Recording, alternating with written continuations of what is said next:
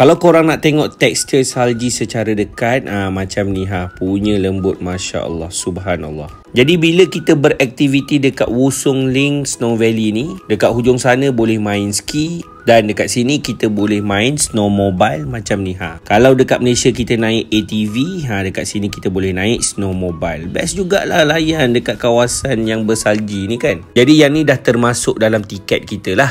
Nak main banana boat macam ni pun boleh juga. Dekat ujung sana kalau tengok episod lepas yang kita naik snow slide tu, belakang ni orang main ski. Alamak, ada mamat ni pula. Tapi atas bukit ni tak ada penguin. Ni penguin aku. Dia ni tak tahulah nak cakap, punya happy duduk dekat kawasan snow ni. Kemudian sampailah turn kita naik snowmobile. Kita memang layan betul-betul lah snowmobile kat sini. Selalunya bila tak ada orang, naik lah berapa round nak naik pun, diorang ni memang okey lah. Yang mana jaga kat sini sangat sporting. Walaupun nak cakap tu tak faham bahasa, macam itik dengan ayam, tapi diorang memang tahu yang kita datang sini nak enjoy lah. So snowmobile ni korang kena main lah puas-puas kat sini. Jadi bila tengok dekat hujung tu, dekat pula dengan gaung. Tapi okey lah, orang kata kita jaga betul-betul lah. Seram-seram tu ada juga, tapi memang best. Jadi memang puas hati lah 5 ke 6 jam kita lepak dekat Wusong Ling ni. Jangan risau, dia ada juga kemah yang untuk kita berehat. Dan kemah tu siap ada air panas lagi, ada heater daripada arang. So bolehlah stay situ. Ada juga aku tengok yang bawa baby, tak ada masalah pun. Jadi diorang tinggal dekat dalam kemah yang disediakan. Cuma dekat sini toilet, kena faham-faham lah, dia lubang je. So bawa lah botol air ataupun nanti beli, sebab dia ada kedai juga dekat atas ni.